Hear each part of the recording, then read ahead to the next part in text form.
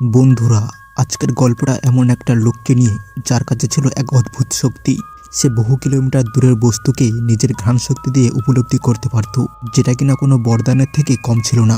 কিন্তু তার এই আশীর্বাদই তার মৃত্যুর কারণ হয়ে দাঁড়ায়, কারণ সে শহরের বিভিন্ন সুন্দরী মহিলাদেরকে কিডন্যাপ করে তাদের শরীর গোলাপ জলে ফুটিয়ে এক অদ্ভুত পারফিউম তৈরি করত, যেটার ফলে প্রায় দিনই শহরের অলিতে গলিতে কোনো না কোনো মহিলার লাশ মিলতে শুরু করে, পুরোপুরি বিবস্ত্র ও চুলকাটা অবস্থায়। পুরো শহর আতঙ্কে ছিল। তাকে ধরার জন্য সমস্ত রকম কৌশল অবলম্বন করা হয়, কিন্তু তবুও সে থেমে থাকে না। এইবার তার নিশানায় ছিল প্যারিসের সবথেকে ধনী পরিবারের মেয়ের ওপর, কিন্তু তার কাছে যাওয়া আর মৃত্যুকে আমন্ত্রিত করা সমান ছিল, যেটার পর ঠিক তেমনটাই হয়। সে ধরা পড়ে যায়। পুরো শহরের লোকেদের সামনে তাকে ফাঁসি দেওয়ার সাজা শোনানো হয়। এটা শোনার পর শহরের লোকেদের মধ্যে খুশির জোয়ার বয়ে যায়। এখানে থেকে কাহিনী চলে যায় গ্রেনুইলের অতীতে, যেখানে গ্রেনুইলের মা একটা মাছের বাজারে কাজ করত। একদিন হঠাৎ তার পেটে প্রচণ্ড ব্যথা শুরু হয় এবং সেখানে গ্রেনুইলের জন্ম হয়। জন্মের পরেই মা শিশুটিকে লাথি মেরে ফেলে দেয়। এর আগেও সে তার 4টি নবজাত সন্তানকে মেরে ফেলেছিল। সে ভেবেছিল গ্রেনুইলও মারা গেছে, কিন্তু ঠিক তখনই বাজারের নোংরা গন্ধ শুকে সে জোরে জোরে কেঁদে ওঠে। মা ভয় পেয়ে যায় এবং সঙ্গে সঙ্গে সেখানে থেকে পালিয়ে যায়। লোকজন সব দেখে ফেলে এবং হইচই শুরু হয়ে যায়। শেষ পর্যন্ত সে ধরা পড়ে এবং তাকে ফাঁসি দেওয়া হয়।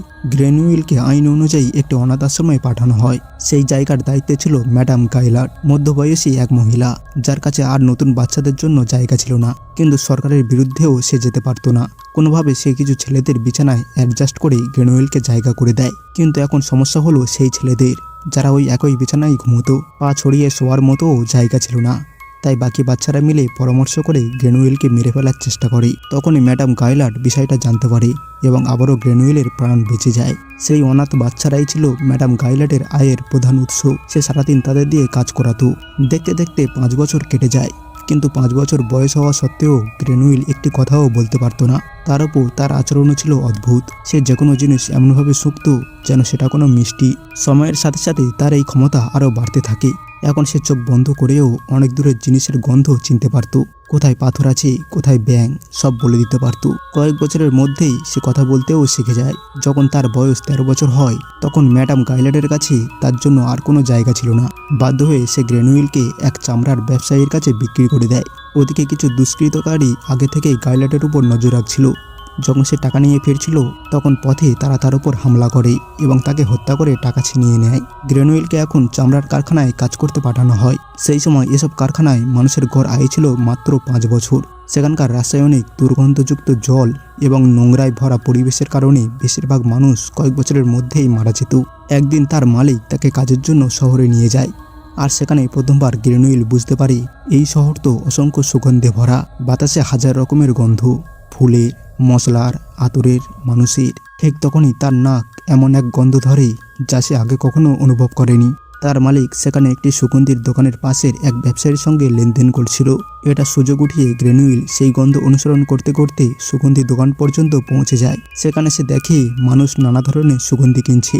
ঠিক তখনই দোকানদার এক মহিলাকে নতুন একটি সুগন্ধির গন্ধ শোকায়। সেই সুগন্ধে তিনি মুগ্ধ হয়ে বলেন, মহাশয়, আপনি সত্যি এক অসাধারণ শিল্পী। ঠিক সেই সময় গ্রেনুইলের নাকে সেই সুগন্ধির থেকেও অনেক বেশি মোহময় একটি গন্ধ আসে, এক যুবতী মেয়ের শরীরের গন্ধ। সে ফল বিক্রি করছিল।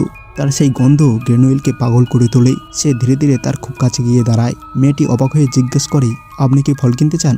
কিন্তু গ্রেনুইল চুপ করে শুধু এক দৃষ্টিতে তাকিয়ে থাকে। এরপর মেয়েটি তাকে ফল দেওয়ার জন্য হাত বাড়ায়, কিন্তু সে ফল নেওয়ার বদলে তার হাত ধরে গন্ধ শুকতে শুরু করে। এতে মেয়েটি ভয় পেয়ে তার হাত ছাড়িয়ে দৌড়ে পালিয়ে যায়। গ্রেনুইল তার পেছনে যায় এবং তার গন্ধ অনুসরণ করতে করতে শেষ পর্যন্ত তার বাড়ি পর্যন্ত পৌঁছে যায়। সে চুপি চুপি ভেতরে ঢোকে। মেয়েটি তখন একা ছিল। হঠাৎ ঘুরে তাকিয়ে সে ভয় পেয়ে জোরে চিৎকার করে ওঠে। গ্রেনুইল তার মুখ চেপে ধরে। ঠিক তখনই পাশ দিয়ে একটি দম্পতি যাচ্ছিল। তারা চলে না যাওয়া পর্যন্ত সে মেয়েটির মুখ চেপে ধরে রাখে। ফলে শ্বাস বন্ধ হয়ে মেয়েটির মৃত্যু হয়।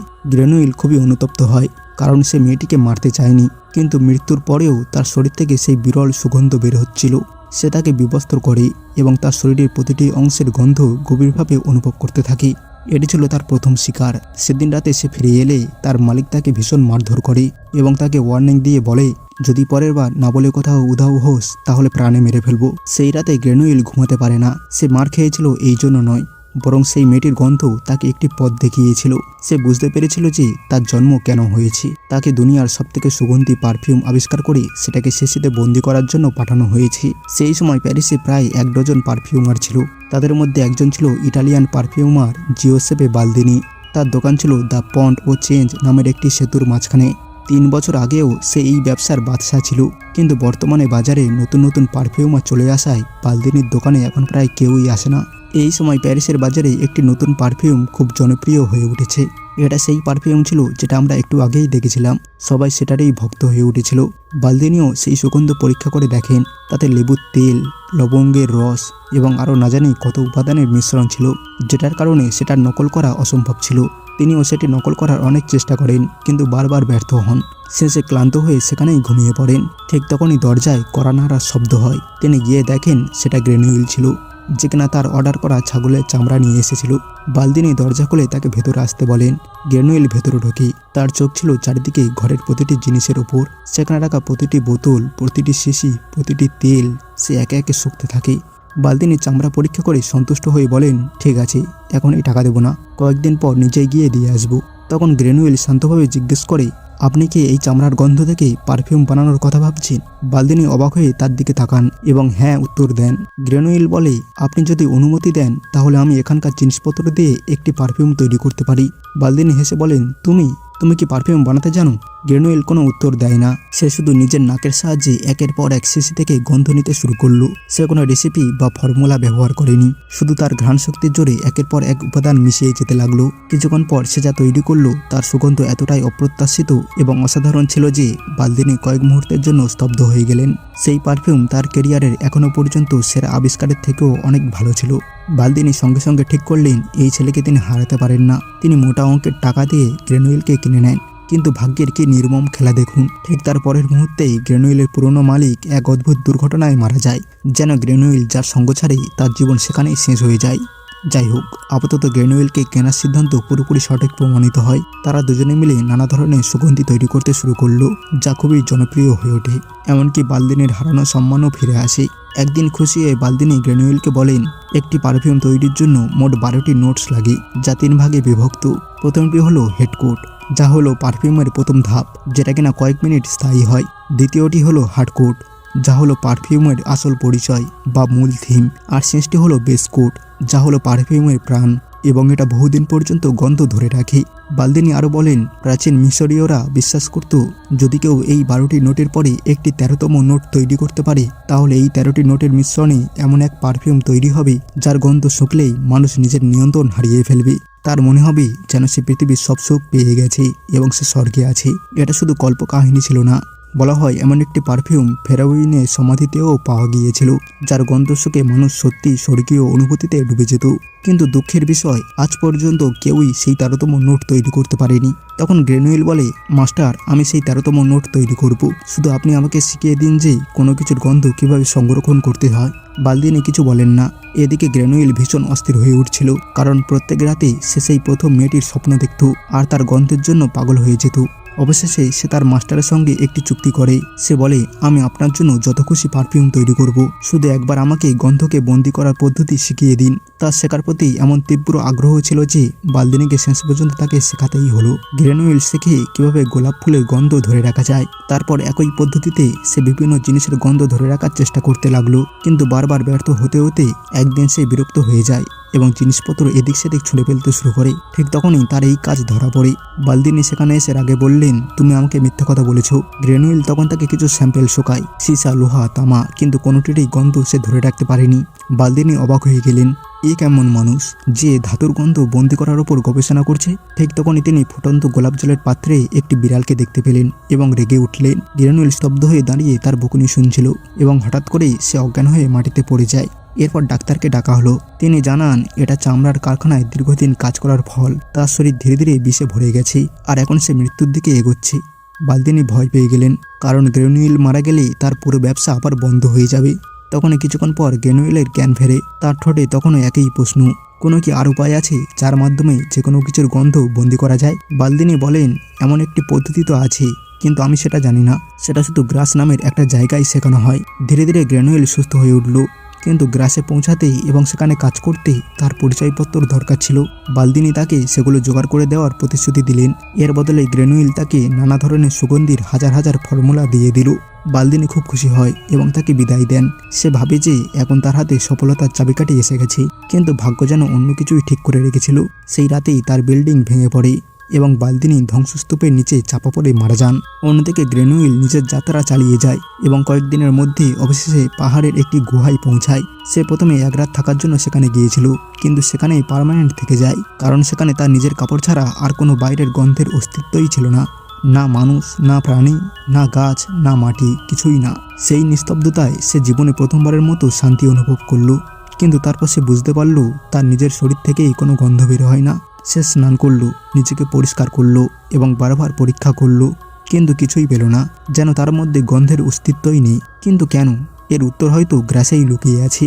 তাই সে আবার সেই শহরের উদ্দেশ্যে যাত্রা শুরু করলো, যেখানে সুগন্ধকে চিরস্থায়ী করে ধরে রাখার কৌশল শেখানো হয়। যখন সে গ্রাস শহরের কাছে গিয়ে পৌঁছায়, তখন সে একটি ঘোড়ার গাড়ি দেখতে পেল, যার ভেতরে বসেছিল এক পরীর মতো সুন্দরী মেয়ে। তার গন্ধে গ্রেনুইলের শরীরের প্রতিটি কোষ যেন শিহরিত হয়ে উঠল। তারপর সে সেই গাড়ির পিছু নিতে নিতে অবশেষে গ্রাস শহরে পৌঁছে যায়।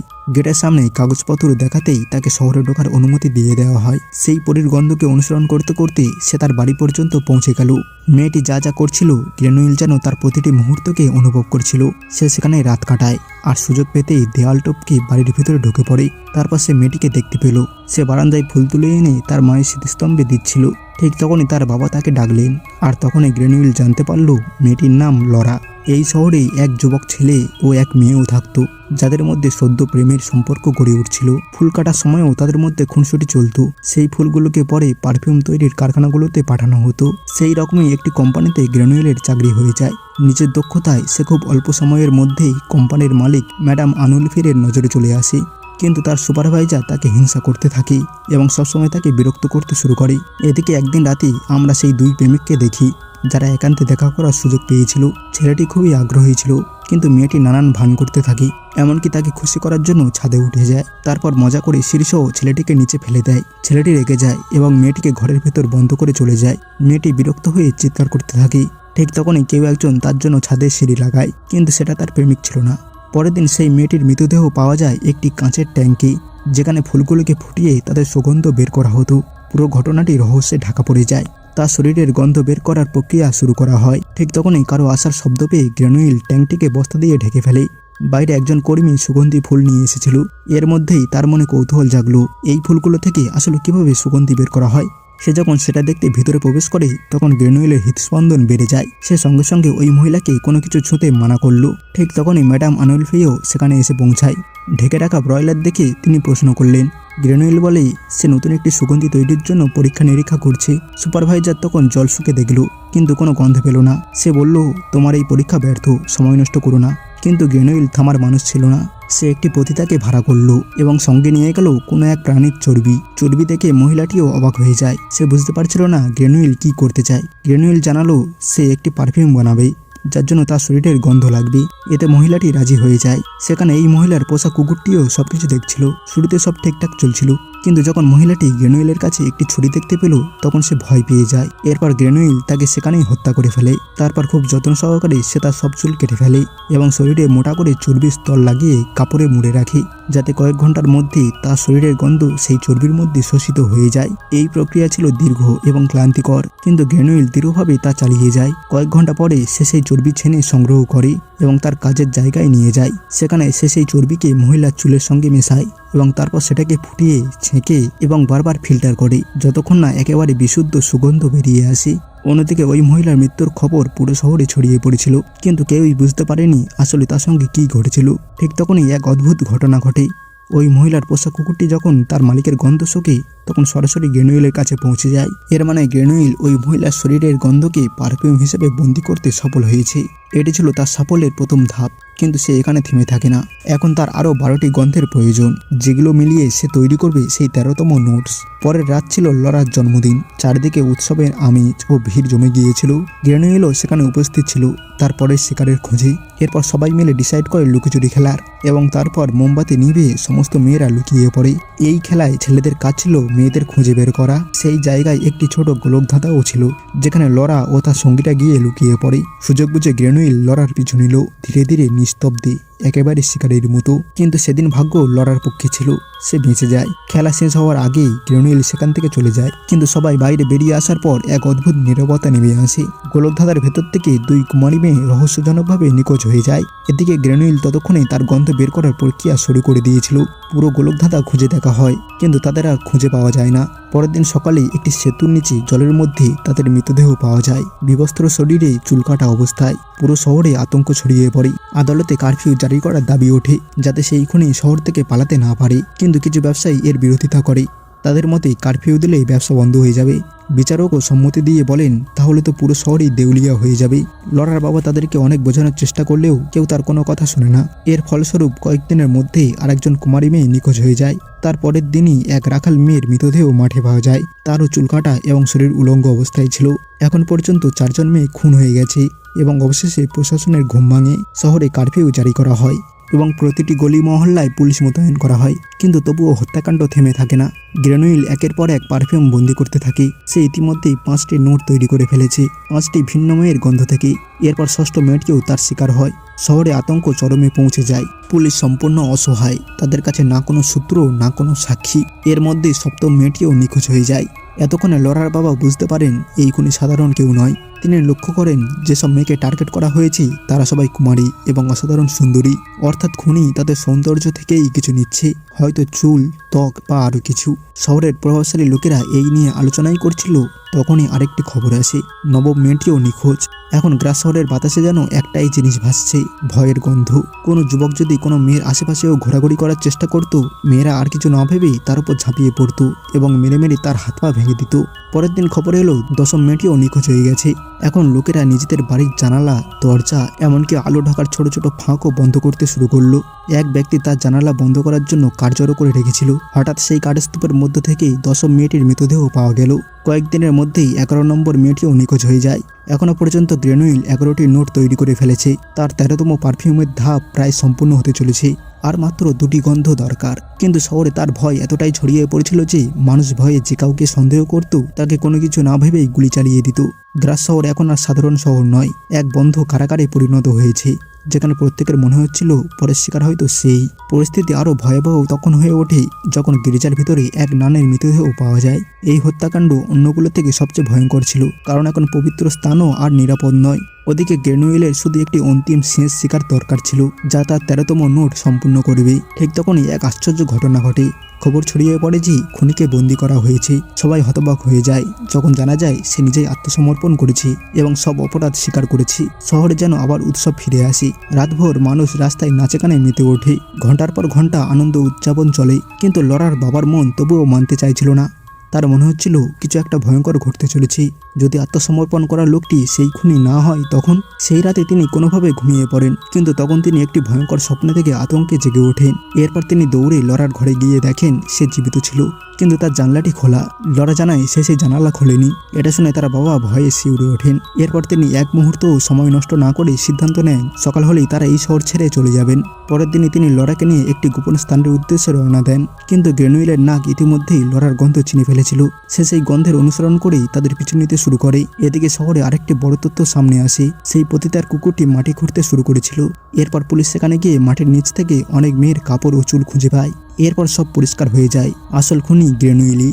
তদন্ত শেষ হতে না হতেই গ্রেনুইল তার শেষ শিকারের কাছে পৌঁছে যায়। লরার বাবা সেখানে একটি নিরাপদ ঘর বেছে নিয়ে তাকে ভিতরে বন্ধ করে দেন। তিনি ভাবলেন এবার সে সম্পূর্ণ নিরাপদ। কিন্তু তাদের একটি বড় ভুল হয়ে গিয়েছিল। তিনি চাবিটা টেবিলেই ফেলে রেখেছিল। গভীর রাতে যখন সবাই ঘুমিয়েছিল, গ্রেনুইল চুপি চুপি ভিতরে ঢুকে পড়ে। সে চাবিটি তুলে নেয়, দরজা খোলে এবং যে কাজের জন্য এসেছিল তা করে ফেলে। তারপর কোনো চিহ্ন না রেখেই অদৃশ্য হয়ে যায়। সকালে লরার বাবা দরজা খুলে চিৎকার করে ওঠে।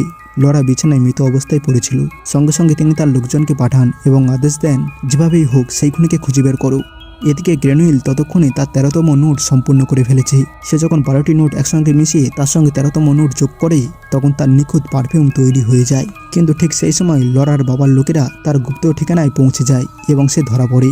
তাকে অনেক টর্চার করার পর যখন তাকে জিজ্ঞাসা করা হয় সে কেন লরাকে হত্যা করেছে, তখন সে শুধু একটাই উত্তর দেয়, আমার তাকে দরকার ছিল। এরপর যতবারই তাকে জিজ্ঞাসা করা হয় সে ততবারই শান্ত কণ্ঠে একই কথা বলে। গল্পটি আবার ফিরে যায় সেই দিনে যেদিন গ্রেনুয়েলকে ফাঁসি দেওয়া হবে। শহরের পরিবেশ যেন উৎসবের মতো ছিল, রাস্তায় ভিড়, এমনকি ছাদে পর্যন্ত লোকজন। সবাই সেই কুখ্যাত খুনিকে মরতে দেখার জন্য উদ্গ্রীব ছিল। জেলের ভেতরে সমস্ত প্রস্তুতি সম্পন্ন করা হয়, জেলার তাকে আনতে আসে। আর ঠিক তখনই গ্রেনুয়েল সুযোগ পেয়ে তার পারফিউমের শেষই খুলে ফেলে। সেই গন্ধ বাতাসে ছড়াতেই যেন জাদু ছড়িয়ে পড়ে, সবাই হতবাক হয়ে যায়। জেলার সৈনিক সবাই স্থির হয়ে দাঁড়িয়ে পড়ে। যখন গ্রেনুয়েলকে মৃত্যুদণ্ডের মঞ্চে আনা হয় তখন জল্লাদ তার সামনে হাঁটু গেড়ে বসে পড়ে। কিন্তু এখানেই শেষ নয়, গ্রেনুয়েল যখন সেই পারফিউমের গন্ধ চারিদিকে ছড়িয়ে দেয় তখন পুরো জনতা পাগল হয়ে যায়। চারপাশের দৃশ্য যেন স্বর্গের মতো হয়ে ওঠে। কেউ তাকে ঈশ্বর বলে তো কেউ বলে ভালোবাসার দেবদূত। মানুষ একে অপরকে জড়িয়ে ধরে, সবার মুখে প্রেম আর কামনার এক অদ্ভুত মিশ্রণ ফুটে ওঠে। যারা একসময় একে অপরকে ঘৃণা করত তারাও এখন কোনো সংকোচ ছাড়াই ভালোবাসা প্রকাশ করতে থাকে। কোনো বাধা নেই, কোনো লজ্জা নেই, শুধু আবেগের বন্যা বয়ে যায়। এমনকি গির্জার পুরোহিতও নিজেকে সামলাতে পারেনি। সবাই বিশ্বাস করতে শুরু করে সে কোনো সাধারণ মানুষ নয়, যেন ঈশ্বরেরই অবতার। কিন্তু ঠিক সেই মুহূর্তেই তার মুখে এক ধরনের বিষণ্ণতা নেমে আসে। সে উপলব্ধি করে এত কিছু করার পরেও তার নিজের মধ্যে ভালোবাসার কোনো অনুভূতিই জন্মায়নি। গ্রেনুয়েল চাইছিল যে সবাই তাকে ভালোবাসুক, তার প্রতিভার সম্মান দিক। কিন্তু এই পারফিউমের গন্ধ থেকে সে বুঝে গিয়েছিল যে লোক তাকে নয় বরং তার পারফিউমকে ভালোবাসছে।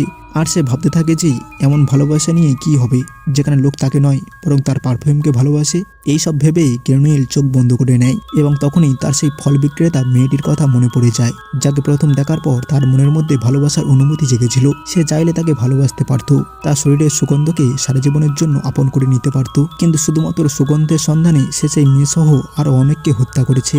এইসব ভেবে ভেবে গ্রেনুয়েলের চোখ দিয়ে জল পড়তে শুরু করে।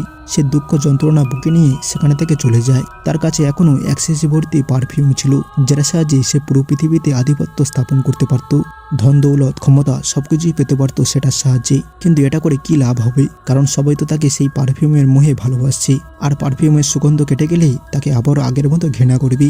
এইভাবে একদিনের ভালোবাসা পেয়ে কি লাভ, সে নিজেকে অপরাধী বলে মনে করতে থাকে। কারণ তার যে লক্ষ্য ছিল সেটা হয়তো পূরণ হয়ে গেছে, কিন্তু তার জীবনের লক্ষ্য শেষ হয়ে গেছে। এই জন্য সে ফিরে আসে তার সেই পচা দুর্গন্ধযুক্ত জন্মভূমি প্যারিসের মাছের বাজারে, যেখানে গিয়ে সে পারফিউমের পুরো শেষই নিজের উপর ঢেলে দেয়। যেটার পর সেখানে থাকা সমস্ত মানুষ, বাচ্চা থেকে বুড়ো, সবাই তার উপর ঝাঁপিয়ে পড়ে এবং পারফিউমের মোহে তাকে এক নিমেষে উধাও করে ফেলে। এবং এটার সাথেই তার পারফিউম তো অমর হয়ে যায়, কিন্তু সে এই পৃথিবী থেকে বিদায় জানায় এবং এখানেই মুভির সমাপ্ত হয়ে যায়। তো বন্ধুরা, কেমন লাগলো আজকের মুভির গল্প অবশ্যই কমেন্ট করে জানাবেন। দেখা হবে এমনই কোনো এক ইন্টারেস্টিং ভিডিওতে। Till then, bye by.